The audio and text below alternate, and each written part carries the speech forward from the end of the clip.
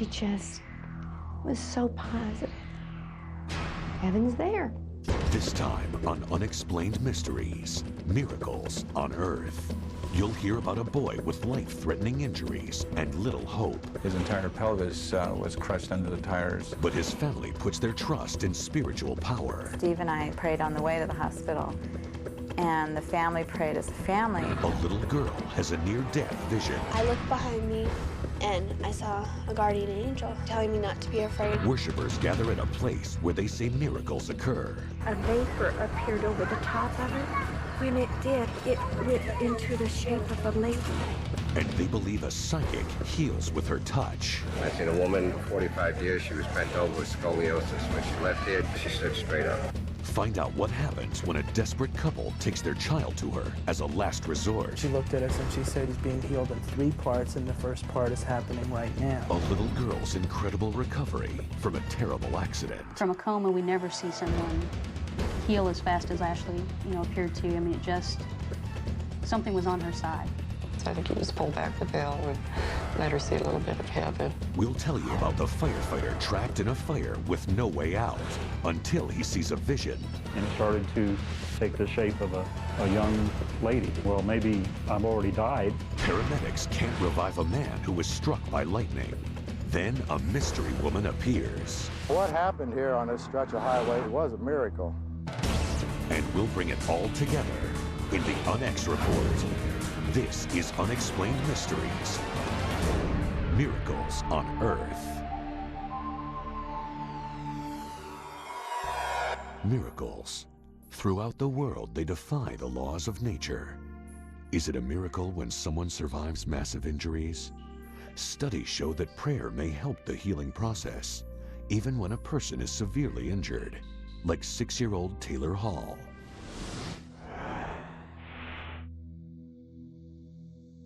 It was a bright sunny day. He took his skates out, and then my son, Chris, was in the front bedroom, and he heard the truck screech. You could hear the truck coming down the corner. You could hear it as it would kind of screech, because Taylor was coming down the sidewalk, and as he hit the sidewalk, he hit a patch of rocks, and he couldn't stop himself in time. Fire department came, and the ambulances came, and he was in a pool of blood. He lost over 4.5 units in the street, which is almost half your body's blood. And he was ripped open from his navel all the way to the back. Taylor's prognosis was not good. His entire pelvis was crushed under the tires. I had grave doubts about being able to put his intestinal tract back together. The damage was so extensive in the pelvic area. He had huge open wounds. Again, very susceptible to infection. There was a very good possibility that the infection that might have gotten in there would be the thing that would end up killing him. The next thing we were told was that if he made it through that, that there would be a possibility that, one, he might not be able to have children, he might have to have a colostomy the rest of his life, his ability to walk might be impeded substantially. He thought he was going to die. I think that scared the nurses a little bit, because they said when patients think that they're going to die, then it's pretty serious.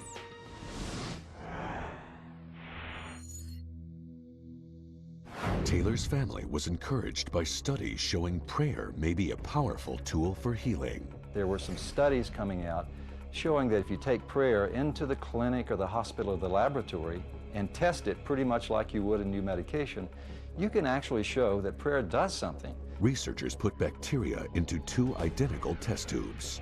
Volunteers prayed for the samples in one of the test tubes.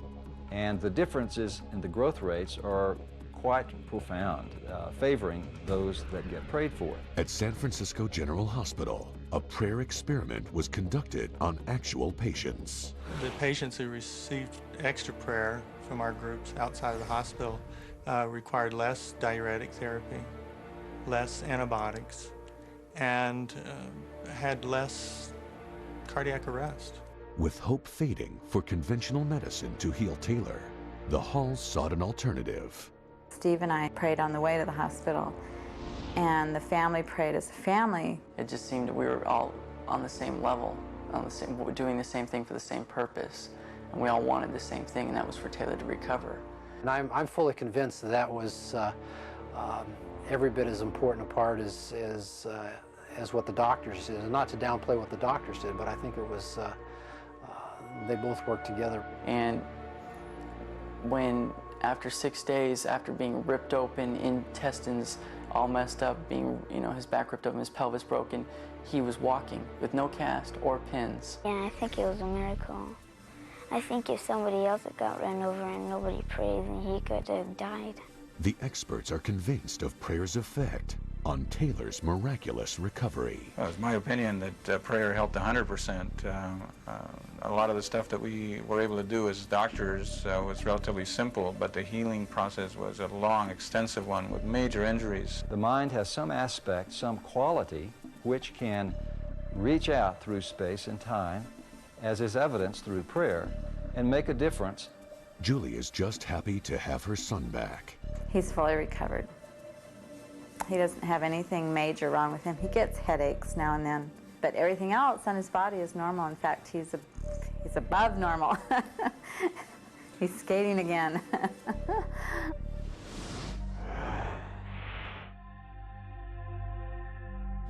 Barstow, California. A 2-year-old girl is riding her tricycle around the family pool. I ran through the hall, and I knew something was wrong, and I found her floating face down in the pool. My mom pulled her out, and she screamed for help, and there was nothing my sister and I could do. When Ricky first presented to the emergency department, I was almost sure that she would not survive. She was lifeless. There was no life in the child whatsoever. It was such a difficult call because the parents of the child were very good friends of mine. Ricky says that during her near-death experience, she saw something otherworldly. I looked behind me and I saw a guardian angel, and she had flowing golden color hair and she was wearing a white dress. She grabbed my hand and we started to walk down the tunnel. When we got toward the end, she asked me if I wanted to go through the light with her or if I wanted to go back. And I told her that I had to go back and tell my mom where I was going.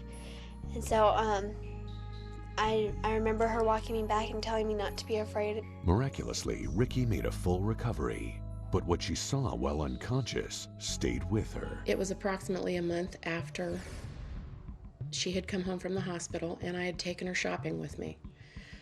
We went into a bookstore, and maybe 5 minutes into shopping, she grabbed my hand and squeezed and started screaming and yelling in the store, "Mama, Mama, that's my angel." And I didn't know what she was talking about. I looked around, and there was a poster on the wall, and it was of a guardian angel. Visions of angels are as real as any other human experience. Many doctors insist these visions are symptoms of the body shutting down near the time of death. But Morse disagrees. Children experience a spiritual light the great majority of the time during near-death experiences. It was a really fluorescent colored tunnel. It had really bright colored bricks around it, and it had a really almost blinding light at the end. It's not just some sort of reflex spasm of the optic nerve or the, dysfunctional firing of neurons in their occipital lobe. Experts of the near-death experience call it celestial vision. But are these miraculous experiences real? Do they have a purpose? When this first happened, we never went to church much. She had no knowledge of angels. Since this, she likes to spread the word that the angels are out there and it's okay.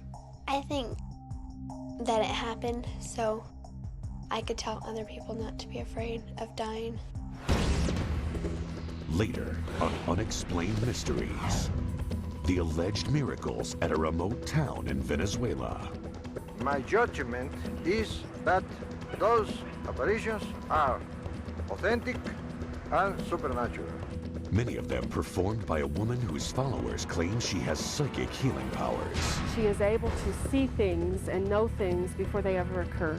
The gruesome tragedy that threatened to rip a family apart. Pain, the sorrow, the hurt comes from the depth in you that you have no idea that's there. And the remarkable little girl whose survival helped them heal. Yeah, but good thing I got to stay here.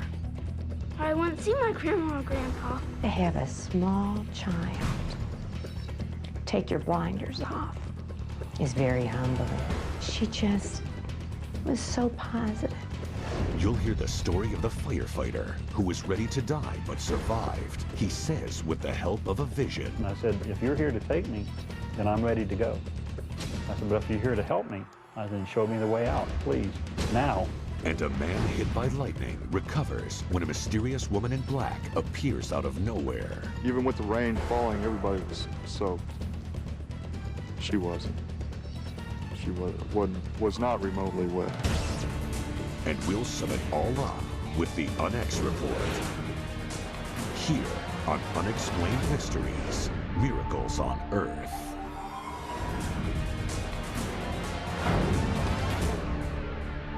Unexplained Mysteries. Reports of miracles come from all over the globe.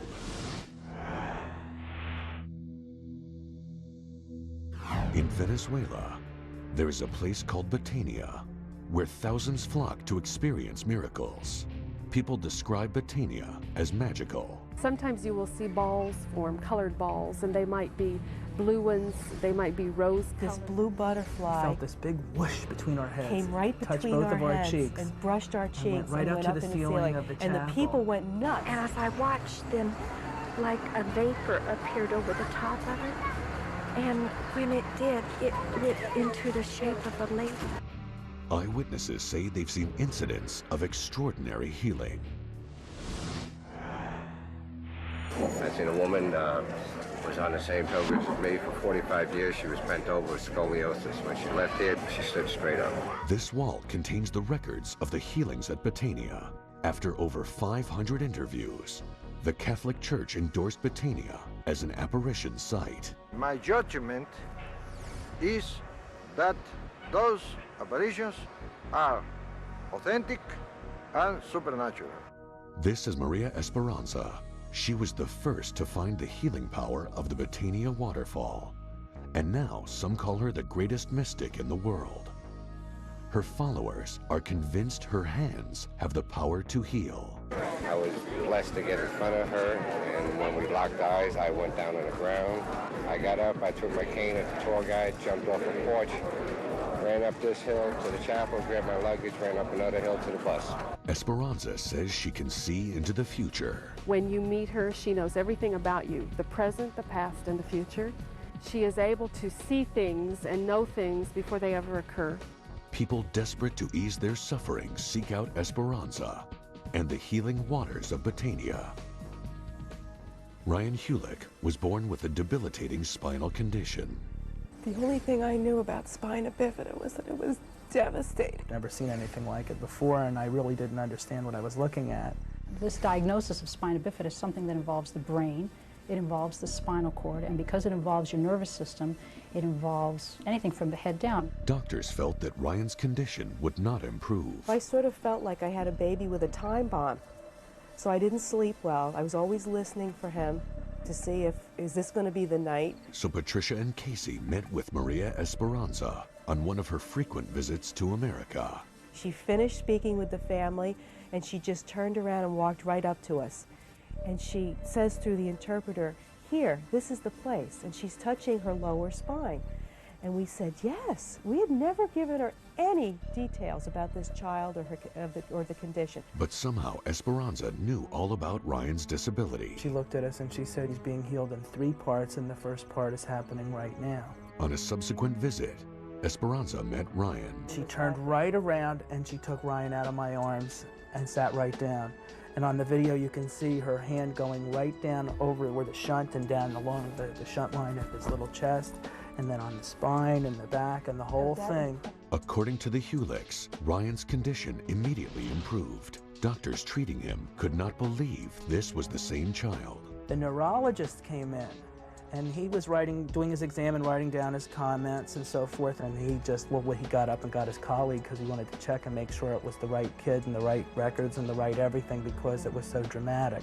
Soon afterwards, the Hulicks took Ryan to Batania for phase 3 of his treatment. Suddenly Ryan woke up and he was screaming like a very, very strong cry, as if he were in pain.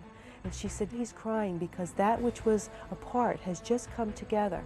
She said, this is the third part. He's going to begin to become completely healed. On that bus ride back from Caracas after he received the third part, we noticed an immediate dramatic change in Ryan. He was so strong and just trying to get up and to move and just so bouncy. When they got back to the U.S., Ryan could walk. The neurosurgeon who first diagnosed Ryan was stunned. I think he's excelled in some ways beyond what his objective analyses, such as pictures, x-rays, CAT scans, MRIs, might have led us to think he could do. Ryan's surprising recovery has convinced Dr. Rifkinson of the spiritual aspects of healing.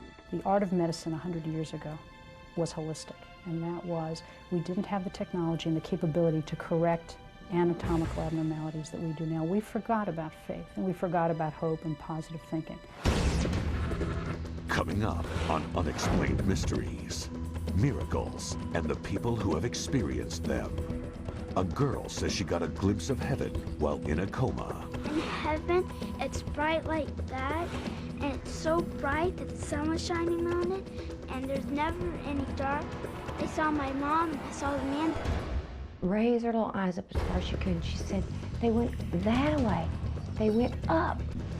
A mystifying vision in a burning building saves a firefighter's life. And I knew then that this was totally a true incident that happened to me. It's time to thank somebody. We'll tell you about the lightning bolt that left a man dead. When I got there and saw this man, where the lightning struck, it was actually smoldering. Until an unidentified woman brought him back to life. That's when I said, you know, let her do what she has to do. Without even thinking about it, the words just came out of my mouth. And we'll give you the ultimate review with the UnEx report. Stay tuned for more Unexplained Mysteries.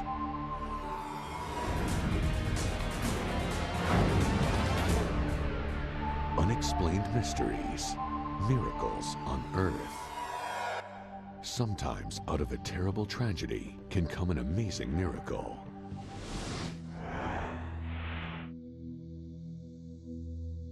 For Joan Frigg, it began when her daughter came to her with a premonition. Cheryl was in my living room telling me that she didn't know what it was, but she knew that her and Daniel were going to die. One April afternoon, Cheryl's deadly prediction came true. She was driving with her 2 kids, 11-month-old Daniel and 5-year-old Ashley. Without warning, a drunk driver crashed into them head-on. 7 people died as a result of the crash, including Cheryl and Daniel. Cheryl's parents found out later that day. Well, we made a few phone calls and the lines were busy. We got nothing but busy signal. And about that time, we noticed that headlights were coming down our driveway. And it was our deacon that came and broke the news to us. It was 20 minutes before Ashley could be pulled from the wreckage. She had survived, but her left leg was crushed. Part of her lungs collapsed, and injuries to her brain were extensive. Ashley slipped into a coma. The pain, the sorrow, the hurt comes from a depth in you that you have no idea it's there. It totally rips you apart. 2 weeks later, on Easter Sunday, Ashley miraculously woke up from her coma. Dr. Hellickson from University Hospital called. Ashley's out of the coma. So we went in the room and Ashley says, "Hi, Grandma, I had cramps." Her recovery was miraculous because she could not only speak, recognized people, but she could also drink and eat, and she really was a miracle. And the Fricks quickly discovered that Ashley coming out of her coma wasn't the only blessing. While we were talking to her, Ashley was faced towards us, and then she looked away from us and looked up the ceiling, And her voice was very weak and shallow, and I couldn't hear everything she was saying. But she said, Daniel, Daniel, Mom. And she carried on a conversation with him and smiled and would nod her head. But when she raised her hand and went like this, and she spoke up loud enough to hear, and she was saying, goodbye, Mom, I love you. Bye, Daniel, I love you. And then turned back to us, pointed up to the ceiling. She says, can you see the hole? Can you see them? Can you see them? And she kept repeating it, can you see them? Can you see the hole? Was Ashley really able to see her mother and brother? For her, the images were vivid. In heaven, it's bright like that, and it's so bright that the sun was shining on it, and there's never any dark. I saw my mom, and I saw the man. The man told me I had to go back, and my mom said she loved me, and then that's all I remember. She said to me that Mom had been there with her when she was in the coma, encouraging her to come out of it. She was lying in bed, and she'd raise her little eyes up as far as she could, and she said, they went that way. They went up, and I was going with them, and they stopped and said, you can't go. You have to stay. It's not your time. And so she said, I'm here, and they're in heaven. She just seemed so at peace with it, like Mom had gone off to work. And she knew where she was, no big deal. Those close to Ashley believe every word of her story. Was the hand of God reaching out to this family? So I think he just pulled back the veil and let her see a little bit of heaven to help her. 3.5 months later, Ashley was released from the hospital. She started her physical therapy, and her miraculous recovery began. From a coma, we never see someone heal as fast as Ashley, appeared to. I mean, it just, something was on her side. Someone was there to say, hey, this girl's got to be here, and we're going to make it the best we can. Did Ashley Dial experience a miracle? Did she get a glimpse of heaven? Whatever occurred seemed to touch all of the people around her. Yeah, but good thing I got to stay here, or I wouldn't see my grandma or grandpa. Many times when I cry, Ashley will pat me on my back and say, Grandma, it's okay. Mom's in heaven and she's happy. Ashley's a miracle child. She blessed me tremendously by being able to work with her. To have a small child take your blinders off is very humbling. She just was so positive. Heaven's there. Next on Unexplained Mysteries, more miracles on Earth. A firefighter can't get out of a raging inferno. Then a vision shows the way. When I got to the point where she had pointed, I felt nothing but wall. But when I pushed, a door opened and I fell out into the parking lot. Paramedics are helpless to save a motorcyclist struck by lightning, but a woman in black saves his life. No one knows where this lady came from or where she went to. It is truly a miracle. And we'll summarize it all on the UnEx report. There's more Unexplained Mysteries, Miracles on Earth.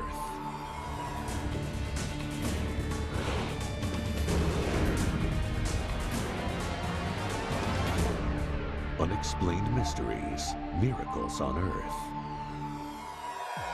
Miracles are often reported by people who willingly put their lives in danger. A firefighter trapped near death. He believes a miracle saved his life.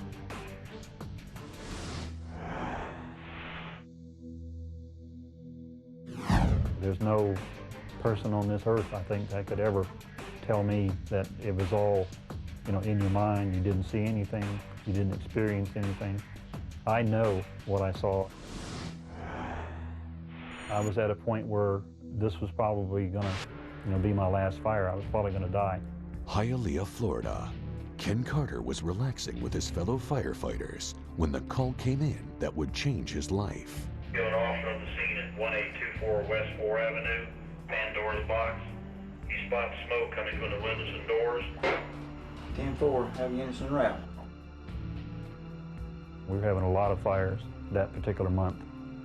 The fire that we had in the evening hours of January 12th was at a building called Pandora's Box. There's always fear involved, not knowing every building is different, every fire is different. When Carter and his partner arrived, they encountered thick smoke and flames. Bravely, they rushed into the burning building. We were confronted with heavy smoke. We were very, very hot inside already, and open flames. Carter's partner couldn't tolerate the heat and had to leave. I kept on fighting the fire and trying to knock down as much fire as I possibly could. And the opportunity was there to do as much as I could until he got back or the backup crew came in. But that didn't happen. When a firefighter's air tank runs low, a bell rings to warn him he has just a few minutes of air left. Carter heard his warning signal go off. I heard a warning signal go off. The warning signal was hooked to our air tanks. Then you only have approximately 4 minutes of air left in your tank. At that point, I said, well, it is time to leave the building. I turned around, I picked up the hose like you're supposed to do, and I attempted to follow it out of the building. But the hose was tangled and twisted. And when I started to draw down on my air tank, my mask started to collapse on my face, and I knew at that point that I was out of air. So I removed my mask and was confused. I started to become disoriented. I realized that I was going to have to do something very, very drastic or very, very lucky to get out of this building. But he couldn't see any lights or any way out. And this is when I decided, well, maybe this is it for me. Maybe this is my final fire. Maybe this is when I meet my last alarm. I was starting to cough and gag. What I decided to do at that point was just settle up my life, I guess.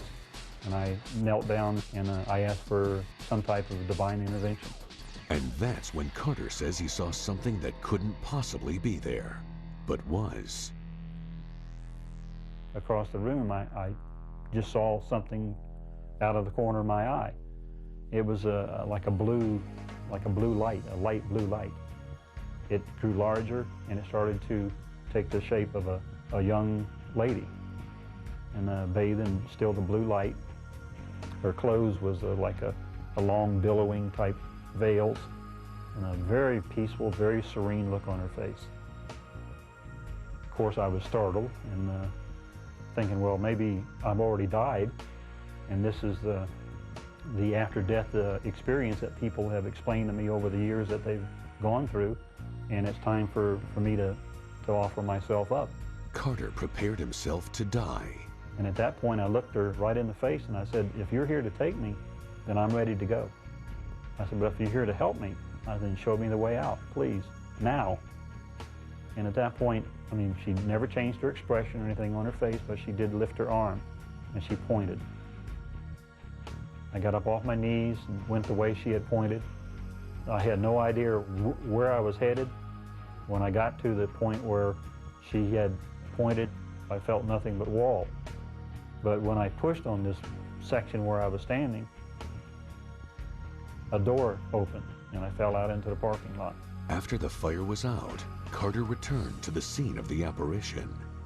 He found a post in the middle of the room.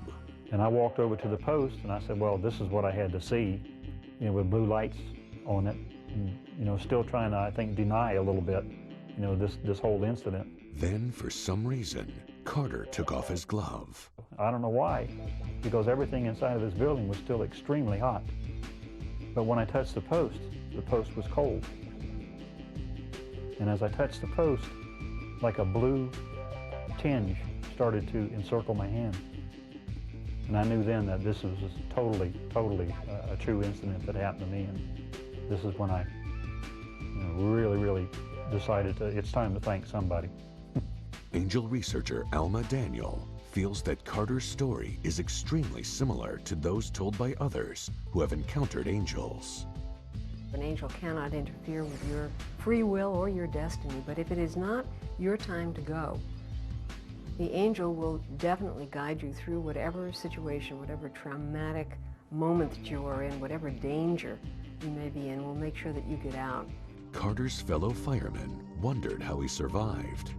Many firefighters insist angels have helped them.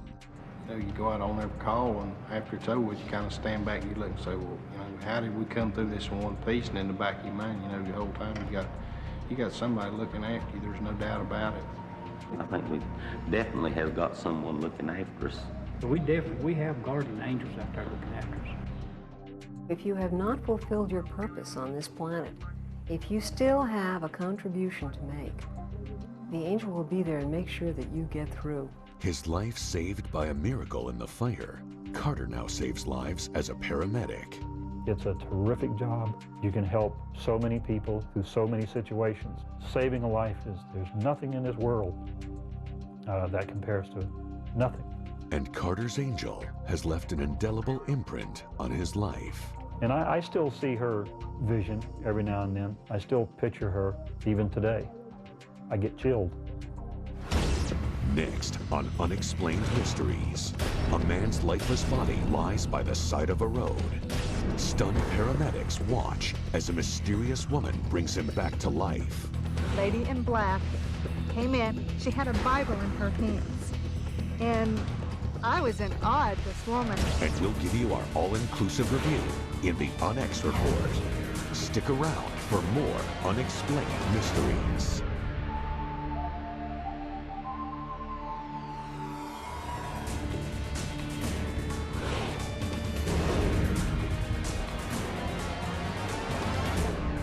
Unexplained Mysteries, Miracles on Earth.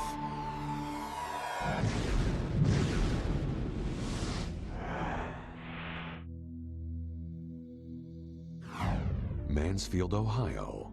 Bob Davidson was a volunteer fireman going through rough times. His father had just passed away, and he was concerned about his rocky relationship with his daughter. We didn't get along. A teenage daughter and a father, you know, we had our differences. So Davidson decided to take a break. Wearing his father's watch to honor him as usual, he hopped on his motorcycle and hit the road, heading to Indianapolis to visit family. But it was raining hard. When you're doing 60 miles an hour, a raindrop feels pretty stingy on your arms when it hits. Despite their disagreements, his daughter was worried about him. Being 7 months pregnant, for months I had dreams that something happened to Dad. I had a feeling that Dad wasn't going to be there to see my baby born. Near Acton, Indiana, Davidson pulled over to get into his rain gear, unaware of the shocking twist of fate that awaited him. Maybe it was that weird stuff, you gotta be at the right place at the right time, and I was supposed to get struck by lightning. Electricity shot through his body. I mean, when we got there, the man was gray. No sign of life whatsoever. Rescue workers arrived and knew immediately that Davidson was in bad shape. They called for a helicopter, but it couldn't fly in the storm. When I got there and saw this man, where the lightning struck, it was actually smoldering. It looked like steam coming out of the wound. The bolt had welded his father's watch and ripped the boots off his feet. I think in the back of all firefighters' minds, you're saying a prayer. As they tried in vain to resuscitate Davidson, weird things started to happen. The ambulance was a practically new vehicle, had power failure. Now, I don't mean just the lights went out on the ambulance. I mean, the ambulance went completely dead. Out of the clear blue sky, a lady in black came in. She had a Bible in her hands. And I was in awe at this woman. Dressed in old-fashioned clothes, the woman wanted to touch Davidson and the ground simultaneously. That's when I said, you know, let her do what she has to do.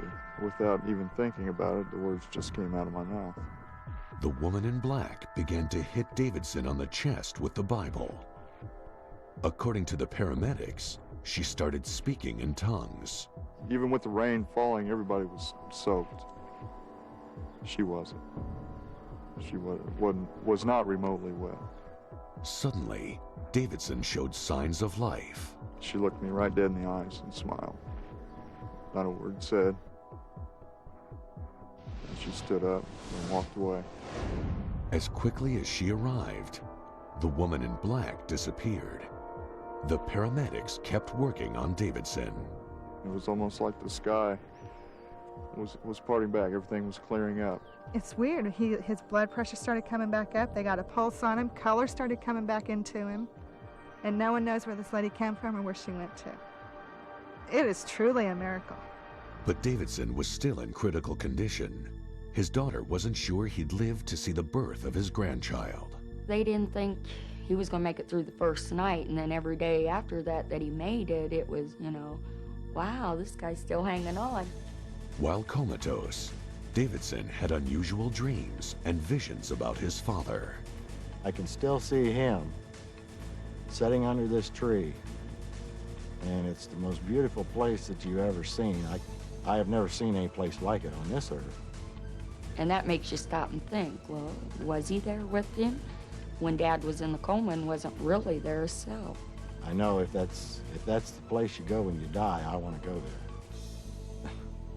After 7 weeks in the coma, he regained consciousness, just in time to witness the birth of his first grandchild. I named the baby after Dad. He's named after his grandpa.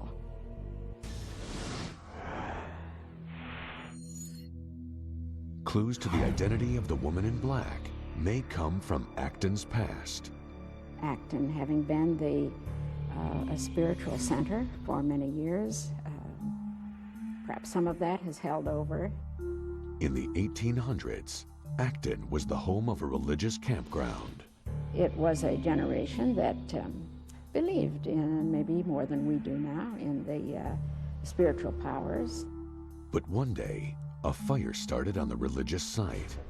The fire went so quickly that they didn't have any real opportunity to stop it, although they tried. Some feel that the woman in black was a spirit from the burned campground who saved Davidson's life because he was a firefighter. In the Acton Museum are an old-fashioned black dress and a Bible, exactly like the paramedics saw the night Bob Davidson was brought back to life. I would just like to walk along with her and tell her how much I appreciate what she did in giving me a second chance on life.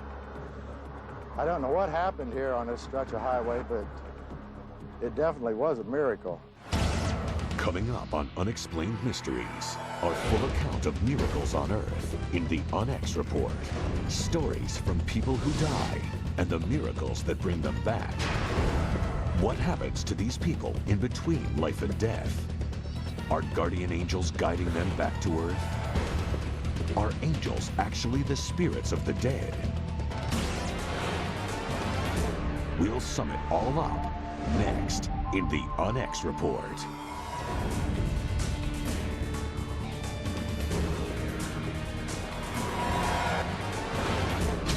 The UnEx report.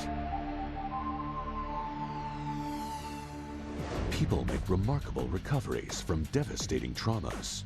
Do miracles exist on Earth? A child hit by a truck suffers massive injuries. He lost over 4.5 units in the street, which is almost half your body's blood. Yet he lived. His father says it was due to the power of prayer. And I'm fully convinced that was every bit as important a part as what the doctors did. Some researchers are convinced of the positive effect of prayer. If you take prayer into the clinic or the hospital or the laboratory and test it, you can actually show that prayer does something. The similarities and stories of children's near-death experiences are convincing experts that miracles exist. Children experience a spiritual light. It's a light that one child said to me has a lot of good things in it. I saw a guardian angel, and she had flowing golden color hair, and she was wearing a white dress. And started screaming, "Mama, Mama, that's my angel." And there was a poster on the wall, and it was of a guardian angel. In heaven, it's bright like that.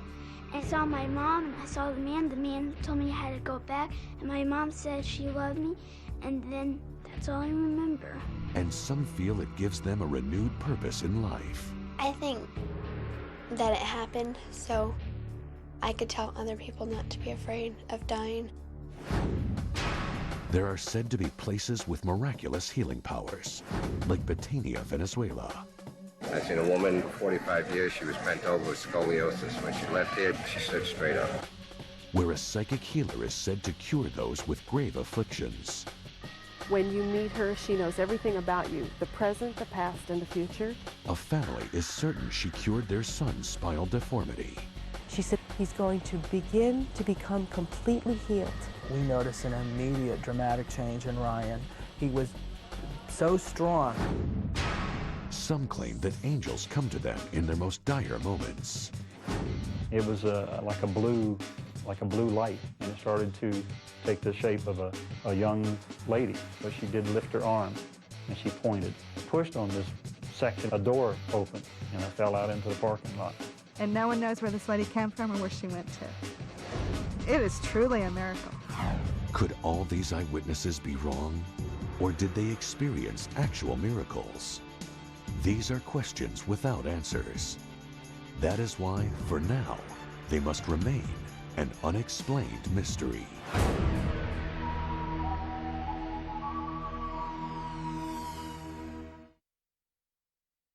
Next time on Shatner's Raw Nerve. My guest will be Kelsey Grammer. My dad was a really interesting guy. Born in New Jersey. And then he moved to the Virgin Islands. Owned a bar and grill. Was a musician. And were things good or bad there? Bad. Things were bad. An all-new Shatner's Raw Nerve, Tuesday at 10 on Bio.